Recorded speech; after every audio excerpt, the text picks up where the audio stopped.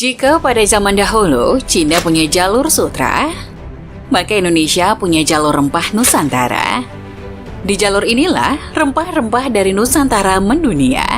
Mengingat begitu prestisnya jalur rempah tersebut, pemerintah berencana akan mendaftarkan jalur rempah Nusantara sebagai warisan dunia kepada UNESCO pada tahun 2024. Seperti apa sih jalur rempah tersebut?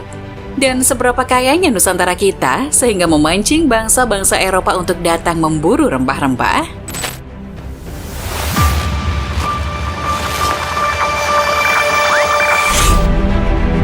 Jauh sebelum datangnya bangsa Eropa ke Nusantara, para pedagang Nusantara telah memperdagangkan rempah-rempah dari Kepulauan Banda, Maluku, ke pelabuhan-pelabuhan di sepanjang Nusantara. Hingga sampai ke India dan Afrika. Rempah kerap digunakan untuk menambah kelezatan dari masakan. Jenis rempah yang paling umum yang ada di Indonesia diantaranya ada kunyit, pala, kayu manis, cengkeh, jahe, kapulaga, lada, secang, dan kemiri. Ada juga serai, kencur, daun ketumbar, biji ketumbar, kluwek, lengkuas, bunga lawang, adas, daun salam, asam jawa, dan jintan. Sejak zaman dahulu, rempah tidak hanya untuk menambah cita rasa pada makanan, namun juga bisa digunakan untuk obat. Misalnya jahe yang sangat cocok untuk menghangatkan tubuh di cuaca yang dingin, dan juga kayu manis yang digunakan sebagai parfum. Bahkan pada era Mesir kuno, pengawetan mumi juga menggunakan rempah jenis cengkeh dan pala. Dilansir dari Food Agricultural Organization, saat ini Indonesia merupakan penghasil cengkeh terbesar di dunia dengan produksi mencapai 137.641,8 ton. Jumlah ini setara dengan 73,01% dari total produksi cengkeh secara global sebesar 188.289,58 ton.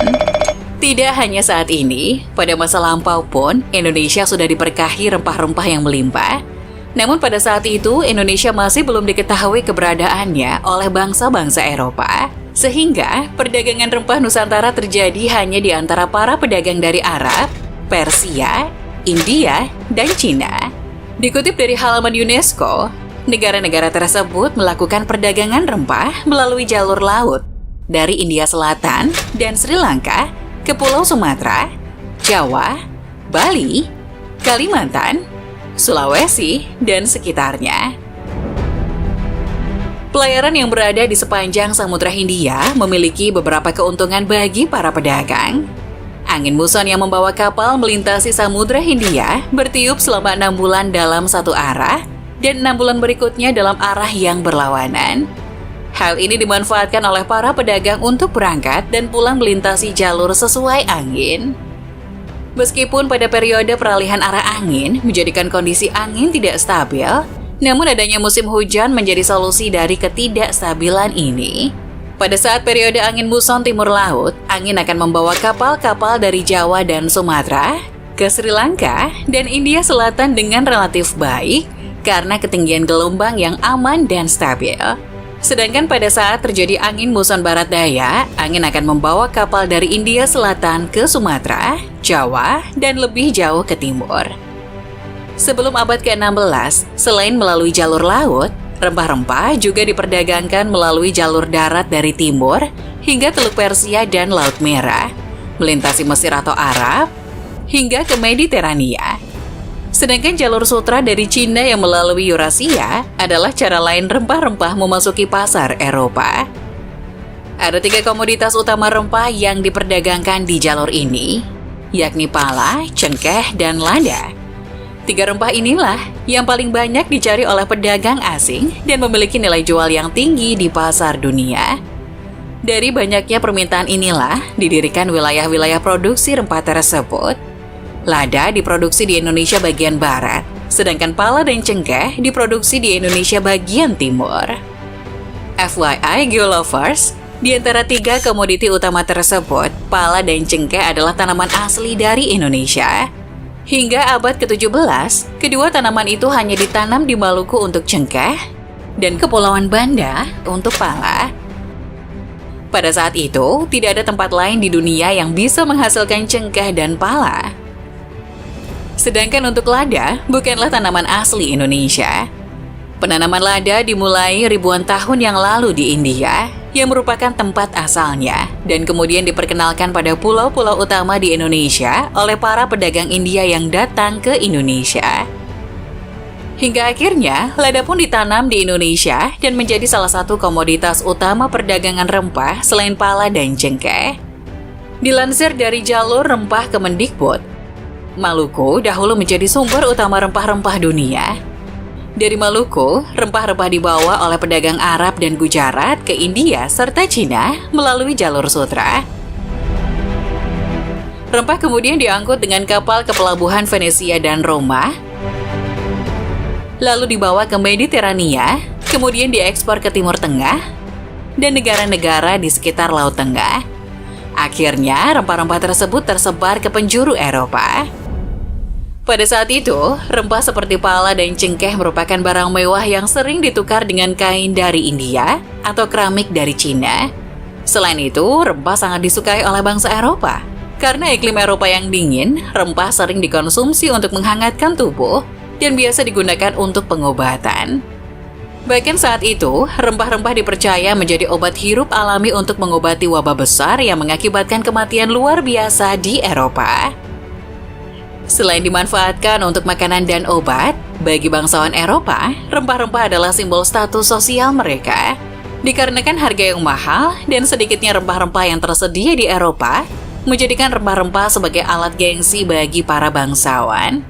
Di Eropa sendiri, budidaya rempah sangatlah sulit karena kondisi tanam dan iklim yang tidak mendukung. Sehingga mereka terus mencari-cari asal wilayah dari rempah-rempah yang mereka dapatkan. Bagi para pedagang rempah yang mengetahui jalur ke Nusantara, biasanya mereka akan menyimpan rahasia jalur tersebut agar tidak bocor. Semakin sedikit yang mengetahui jalur rempah, akan semakin menguntungkan bagi para pedagang. Hal inilah salah satu yang mendorong penjelajah dari bangsa Eropa mulai berlayar menjelajahi samudra. Kebutuhan yang tinggi akan rempah-rempah dan harga yang mahal bila membeli dari pedagang membuat bangsa-bangsa Eropa seperti Portugis, Belanda, Spanyol, Prancis, dan Inggris berlayar mencari sumber rempah-rempah. Akhirnya pada tahun 1512, tibalah kapal Portugis di Maluku yang merupakan wilayah penghasil cengkeh yang memasok kebutuhan cengkeh dunia. Tahun-tahun berikutnya mulailah berdatangan kapal-kapal Eropa ke Nusantara. Ada Spanyol, Belanda, Prancis, dan Inggris yang memburu rempah-rempah. Dari sinilah dimulainya proses panjang penjajahan Nusantara oleh bangsa Eropa hingga lebih dari 3,5 abad lamanya. Bangsa Eropa yang awalnya ingin mencari rempah langsung dari produsennya menjadi lebih serakah ketika telah tiba di Nusantara. Melihat Nusantara yang kaya akan rempah dan sumber daya alam lainnya, membuat mereka ingin menguasai sepenuhnya. Bukan hanya alamnya saja, namun juga mengeksploitasi manusianya. Dimulainya era penjajahan oleh bangsa-bangsa Eropa di seluruh dunia, sekaligus menggeser nilai rempah-rempah yang tadinya adalah barang langka dan prestisius bagi masyarakat Eropa, menjadi barang yang biasa saja bagi mereka. Tentu, hal ini dikarenakan mereka bisa menikmati sepuasnya rempah-rempah tanpa perlu membayar mahal seperti dahulu. Komoditas perdagangan pun beralih ke tebu, kapas, teh, opium, emas, berlian, dan bahkan perdagangan budak.